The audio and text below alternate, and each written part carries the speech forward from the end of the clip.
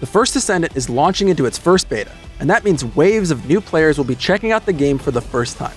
Now there's an important decision to make right off the bat, and after 50 hours of testing characters during a special preview period, we're here to help. Hey there friends, it's Livid here, and welcome to Legacy Gaming. Today, we're here to explore the 3 starting characters in the First Descendant, and help you figure out the best choice for your playstyle.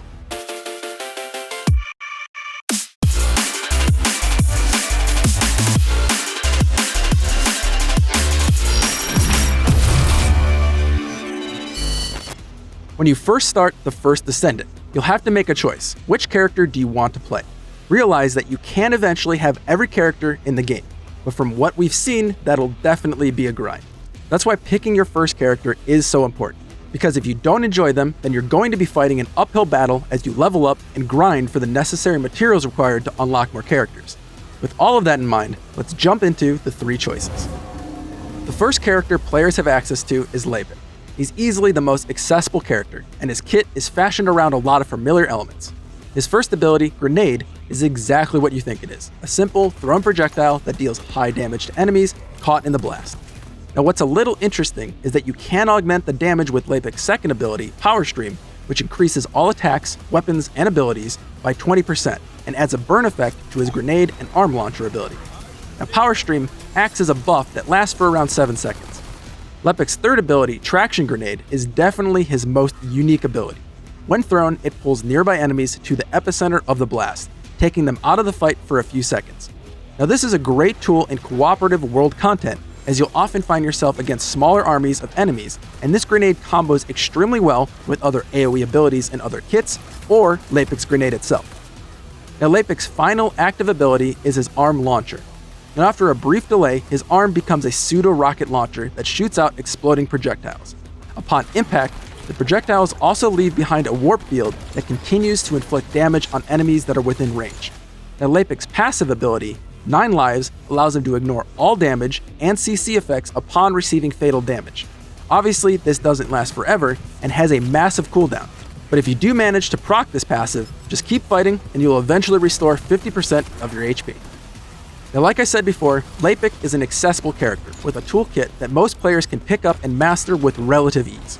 Power Stream is really the foundation of his kit, which ties directly into 2 very straightforward abilities, Grenade and Arm Launcher, both of which players will understand just after a few uses. There is a bit of a learning curve when it comes to understanding the grenade throw trajectory, but honestly, that's something anyone can figure out with just a little practice. In terms of utility, well, I mentioned Traction Grenade, and I stand by the fact that it's a great tool for group content out in the world.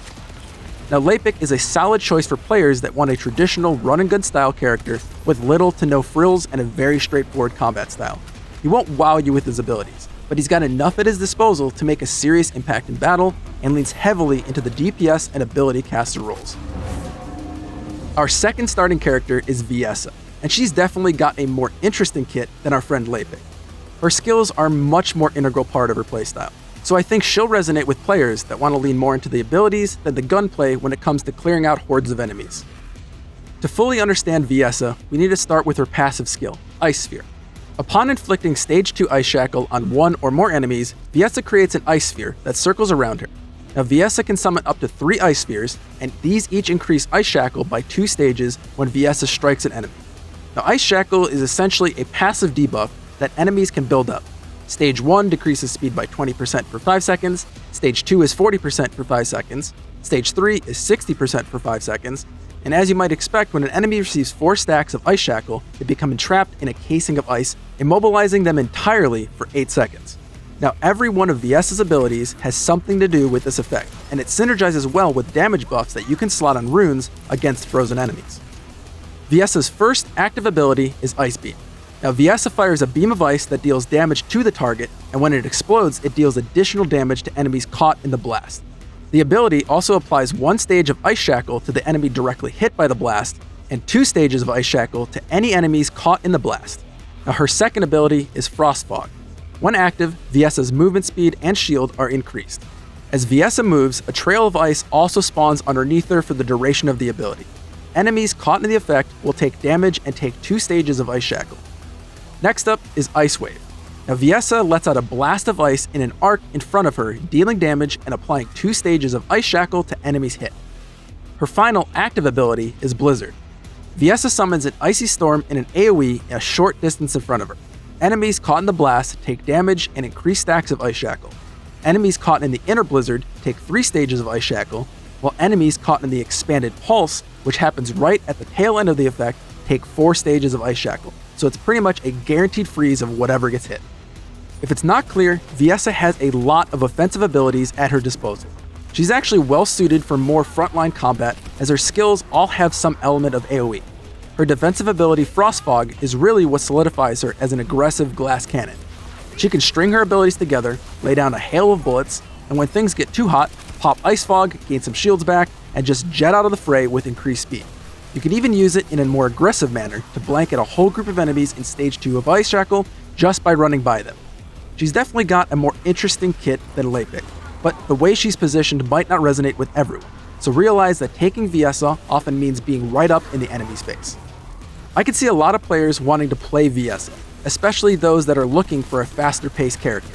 Her kit synergizes well within the game's gunplay, making her a great choice for aggressive players that like to push the action and keep things at a breakneck pace while keeping enemies locked down.